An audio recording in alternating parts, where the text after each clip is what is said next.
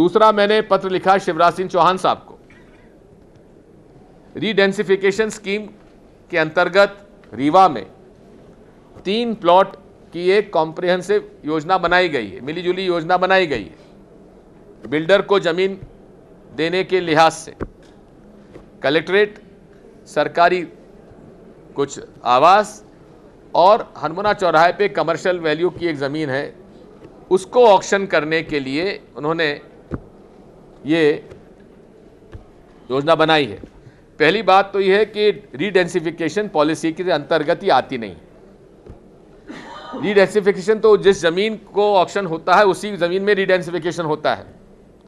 हमने भी रीवा में किया था तो उसी ज़मीन को किया था, लेकिन दूसरी ज़मीन को ऑक्शन करके और ये ज़मीन पे यहाँ पर ये सरकारी बिल्डिंग्स बनाने का जो ऑफ़र है, ये रीडेंसिफिकेशन पॉलिसी में नहीं आता है और इसमें उनको लीज रेंट पूरा लेना चाहिए, जो कि लैंड रेवेन्यू कोड के अंतर्गत आता है।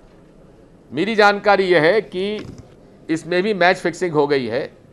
3 लोग ही उसके अंदर अपना बिड दे रहे हैं और वो भी मिले जुली बिड दे रहे हैं।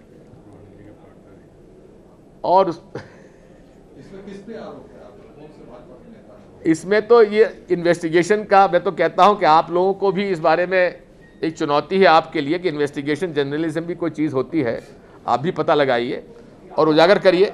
जी, आरोप मैं इसलिए लगा रहा हूं कि मेरे पास जो फैक्ट्स है वो मैंने आपको दे दिए।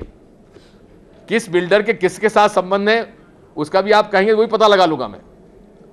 बात यही है,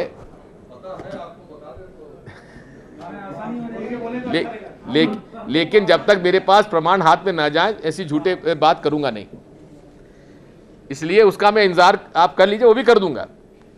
मैं नितिन गडकरी जी और मेंदोला जी और कैलाश विजयवर्गीय जी का जो पुराण है इंदौर और उसके आसपास की ज़मीन खरीद का, वो भी मैं इकट्ठा कर रहा हूँ। प्रमाण जैसी आ जाएंगे आपके सामने अगले बार में कुछ आपको पेश करूँगा। कहने का मेरा मतलब यह है कि रीडेंसिफिकेशन के नाम से बिल्डर्स के हित में सारे काम किए जा रहे हैं, सरकारी ज़मीन बेची जा रही है। तीसरा विषय है